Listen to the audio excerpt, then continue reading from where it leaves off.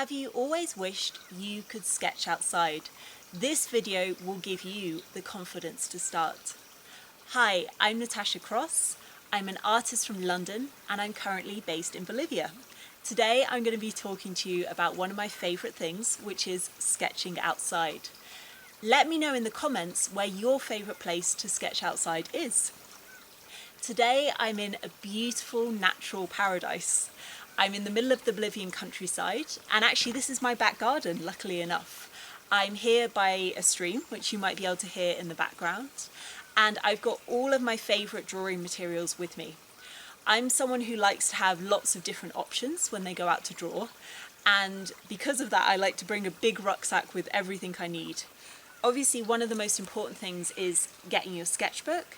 You can decide what kind of size sketchbook is going to suit you. I like A5 size because it's nice and convenient, it's big enough to play around in, but also it's convenient to carry around in my backpack. You can find smaller ones, bigger ones, whatever suits you.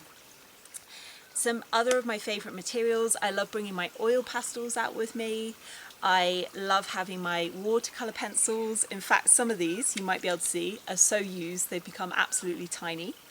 I have some charcoal pencils, which I don't use that often, but just in case, and a couple of pencil cases which are really filled with pencils, so ranging from HB to 8B. That gives me lots of different pencil thicknesses to play around with. And I would suggest as well that you experiment with materials. One of the great things about sketching outdoors is you can do it literally just with a piece of paper and a pencil and a pen. You don't have to spend a lot of money, you don't have to overcomplicate yourself.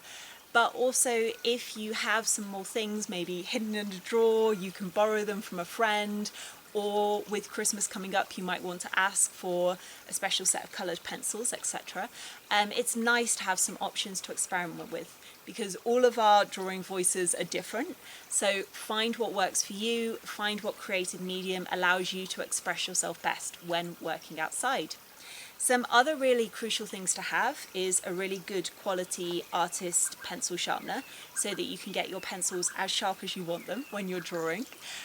This is always something that I hate to forget because it really does screw you up if you're drawing outside and you forget your pencil sharpener. Another really useful thing is these drawing clips.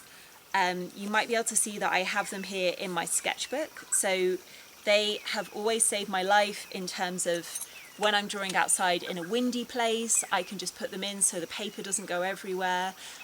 Also, if you want to put a watercolour wash down, these drawing clips just clip onto the end of each page and it will stop the paper getting so crinkled. So they're a really great thing to get, and they're quite cheap to buy as well. Another great thing is a putty rubber. So I have this one here. It's a rubber that's specifically for drawing, so you can just peel a little bit of it away and it doesn't take so much of the paper off when you rub things out. So there's some of the really basic things that you can collect as you go. You don't need all of them to start with, but I definitely recommend them as being helpful as you get into your sketching outside. There are some other things as well that are things you can find around the house that are just helpful, really cheap, probably you already have them, but helpful to remember. So for instance, you might be able to see here in my sketchbook I've got some scraps of paper in between pages, and what happens, especially when I'm using materials like oil colours, oil pastels, or using pencil very thickly, as you go working on more pages, the pages will start to rub together and you'll lose the original drawing. So scraps of paper, just really quick, really simple, tear them up, put them between pages, is a real lifesaver. The other great things to always take with you is tissues, plenty of tissues. So you might use them to kind of dab, create a dab effect. Using watercolour, they're excellent because you use them to clean your brushes. I'm a big fan of ink, so I always have my tissues to clean my ink pen. So something to not go sketching outside without, and a little bit of water. So this is actually one specifically for watercolours, but any bottle of water will do. Just have a little bit extra so you can play around with your watercolour pencils or your watercolours if you want to. So there's some of the great things I would suggest in terms of materials, what to have with you. Other key points I would give you for sketching outside is try to find somewhere where you're comfortable. You might like to find somewhere that's quieter. Obviously today I'm really lucky in that no one's around. I've got this whole place to myself. No one's going to come and disturb me or try and look at my drawing as I'm working, which is, for me, is perfect. That's what I love. If you're out sketching maybe in a park or in a city, it can be harder to find a quiet place. Try and tuck yourself maybe away on a bench in a corner where maybe too many people aren't going to walk behind you. If it's a hot day, often finding shade is really important, because out in the sun sketching you can end up feeling quite uncomfortable. I know obviously for those watching from the UK it's winter now, so probably maybe finding cafe sketching or something indoors where you can sketch the view outdoors might be ideal as well. So there's some ideas. If you can't find a quiet place and the only places you can sketch are busy and very full of people, and you feel quite self-conscious about people looking at your work, which has happened to me a lot, I would recommend the artist trick of having maybe a big hat and sunglasses and putting your headphones in, because that instantly makes you look unapproachable. It instantly says to people, like, please don't come and talk to me, like, I'm not here to engage in conversation, I'm not listening to you, which can be really helpful if what you want to do is focus on your drawing and not have to explain and engage in conversation with strangers. If you can't put the big hat on and the sunglasses because it's winter, etc., where you are, then just having the headphones also really works. You don't have to put any music on, you can just have them plugged into your phone without listening to anything if you prefer not to. But just having the headphones says to people, like, I'm busy, like, please don't come and talk to me right now.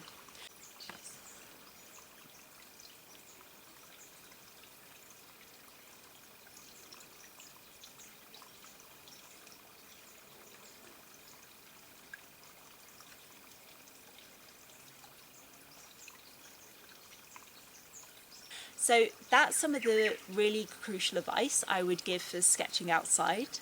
I would also really suggest that you just launch in and have the confidence to start. I'm a painter, and I always painted when I was growing up as a teenager, and I always wished I could sketch outside. And I never had the confidence in my drawing. I always felt like I wasn't really good enough. I didn't really know what I was doing.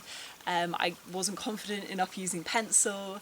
And it was really when I started traveling and visiting different places that I decided I was just going to, like, start. Even if I didn't think I was the best, I was just going to start and see what happened. So it doesn't matter where you're up to in your creative experience. You might never have drawn before, or you might be wanting to get back into it.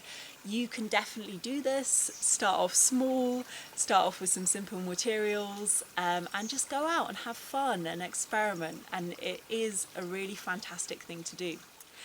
Thank you so much for watching my advice. I want to share with you before you go a really special creative opportunity I have coming up. I am launching a creative course in January, which is called Wellbeing Through Creativity, and I would like to invite you to join me on this creative journey. It's going to be a 6-week live course with lots of inspiration, lots of motivation. There's going to be this really nurturing, supportive, creative community that you can be part of, and it's going to help you no matter where you are on your journey as a creative. It might be you're somebody who has a creative passion. It could be drawing, it could be painting, it could be singing, it could be dancing, but you just can't find the time for it in your life. Or maybe you know deep down you could be creative, but you just don't know how to start. You haven't quite got the confidence, you don't know who to ask about it, you're too shy to go to a live drawing class. This course is for you. I'm running it with my mum, who is a very experienced life coach. She's trained and worked with thousands of women in their self-development journeys. And together we've put this really special creative course together for you, which you can find out all about in the links below, in the information below. And I would really urge you to come and check it out. If you want to make 2023 the year you commit to your creativity, this will give you absolutely the boost. Come and join us in January 2023. Thank you so much for watching this video. If you've liked it, remember to subscribe so you can see more similar upcoming content like this. And I'm really looking forward to meeting you in the next video. Thanks for now. Bye.